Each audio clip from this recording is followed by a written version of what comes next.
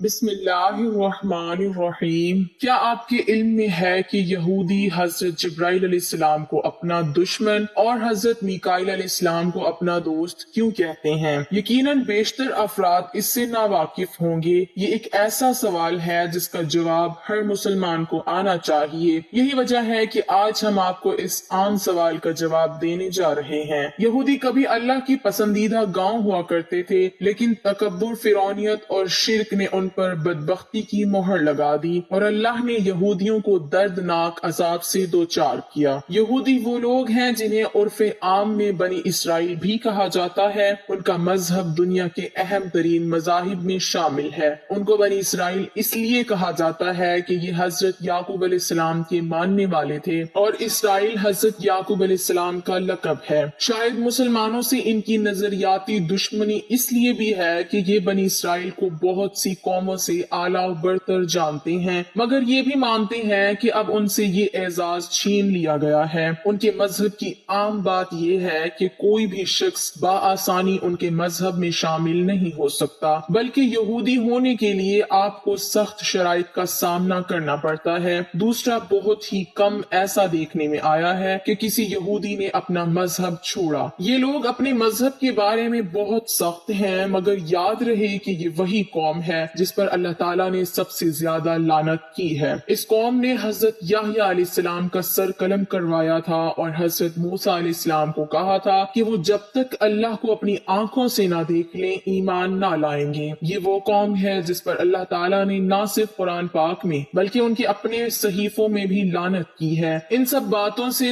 ظاہر ہوتا ہے کہ یہ قوم شروع سے نافرمان رہی ہے اور مسلمانوں سے ان کی دشمنی خاص کر اس لیے بھی ہے کہ ان سے امامت کا حق چھین کر اللہ نے مسلمانوں کو عطا کیا اور یہودیوں پر لعنت بھیجی ہے۔ یہودی حضرت جبرائیل علیہ السلام کو بھی اپنا سخت دشمن سمجھتے ہیں، کیونکہ وہ وحی کے ذریعے حضور اکرم صلی اللہ علیہ وسلم کو ان کی سازشوں سے آگاہ کر دیتے تھے۔ یہودیوں نے جب حضرت جبرائیل علیہ السلام کو اپنا دشمن کہا تو اس پر اللہ تعالیٰ نے سورہ بقرہ میں ارشاد فرمایا کہ کہہ دو کہ جو شخص جبرائیل کا دشمن ہو اس کو غصے میں مر جانا چاہیے۔ اس نے تو یہ کتاب خدا کے حکم سے تمہارے دل پر نازل کی ہے جو پہلی کتابوں کی تصدیق کرتی ہے اور ایمان والوں کے لیے ہدایت اور بشارت ہے۔ تفسیر ابن کثیر میں اس آیت مبارکہ کے حوالے سے لکھا ہے کہ امام جعفر طبری رحمت اللہ علیہ فرماتے ہیں کہ جب یہودیوں نے حضرت جبرائیل علیہ السلام کو اپنا دشمن اور حضرت میکائیل علیہ السلام کو اپنا دوست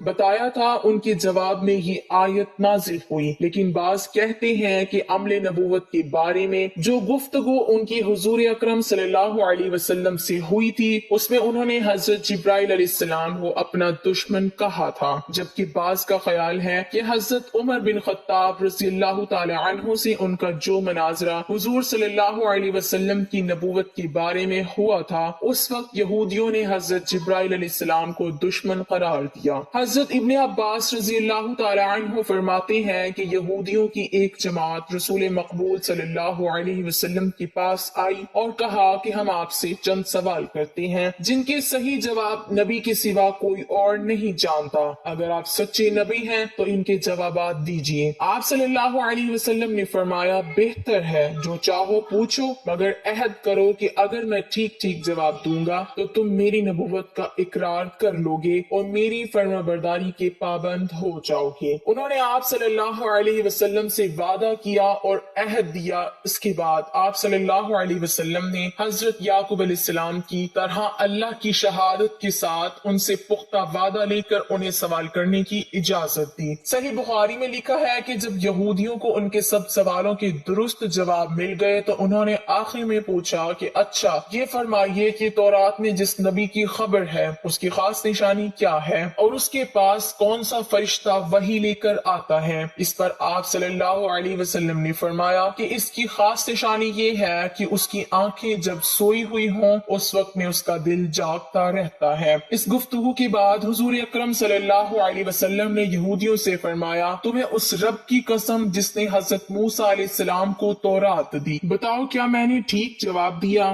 सब ने कसम खाकर कहा कि आप सल्लल्लाहु अलैहि वसल्लम ने बिल्कुल सही जवाब दिया। अब हमारे इस सवाल की दूसरी शक जवाब भी इनायत फरमा दीजिए। उसी पर बहस का खात्मा है। आप सल्लल्लाहु अलैहि वसल्लम ने फरमाया कि मेरा वली जिब्राइल है, वही मेरे पास वही लेकर आता है और वही तमाम अंबिया कराम के पास पैगाम बारी ताला लाता रहा। सच कहो और कसम खाकर कहो कि मेरा ये जवाब भी दुरुस्त है। यहूदियों ने कसम खाकर कहा कि जवाब तो दुरुस्त है, लेकिन चूंकि जिब्राइल हमारा दुश्मन है, वो सख्ती और खून रेजी वगैरह लेकर आता रहता है, इसीलिए हम उसकी मानेंगे और ना ही आपकी मानेंगे। हाँ, अगर आप सल्लल्लाहु अलैहि वसल्लम के पास हजरत मीकाईल अलैहिस्सलाम वही लेकर आते जो रहमत, बारिश और पैदावार वगैरह लेकर आते हैं और हमारे दोस्त हैं, तो हम आपकी ताबेदारी और तस्दीक कर देंगे। यहूदियों की किताबों में भी हजरत मीकाईल अलैहिस्सलाम के बारे में लिखा है कि कौम यहूद के लिए वो ज्यादा मोतबर फरिश्ता थे, जबकि हजरत जिब्राइल अलैहिस्सलाम यहूदियों के दुश्मन हैं। यहूदी शातिर और चालाक कौम है। यहूदियों का बादशाह अलेक्जेंडर भी हो गुजरा है, जिसने मुसलमानों का बेतहाशा खून बहाया। कहते हैं कि उस जालिम बादशाह ने इतने मुसलमानों को ज़िबह किया कि उनका खून घोड़ों के सिमों तक पहुंच चुका था, जिस पर अलेक्जेंडर ने मगोनी लहजे में कहा था, कह बुलाओ अपने नबी को, कहो कि वो तुम्हारी मदद करे। जिस पर सुल्तान सलाउद्दीन अयूबी ने कसम खाई थी कि मैं यहूदियों को भी इतना ही मारूंगा जितना उन्होंने मुसलमानों का खून बहाया है। दूसरा, मैं अलेक्जेंडर की गर्दन अपनी तलवार से काटूंगा। उसके बाद सलाउद्दीन अयूबी ने बैतुल मक़दिस आजाद करवाया, मगर कत्ले आम की कसम को पूरा ना किया, बल्कि अपनी कसम का कफारा दिया। यहाँ तक कि सलाउद्दीन और उनके भाई ने यहूदियों के सरदारों को अपनी जेब से पैसे देकर उनको आजाद करवाया और ईसाइयों के किले तक छोड़कर आए और साथ में सामान मुहैया किया।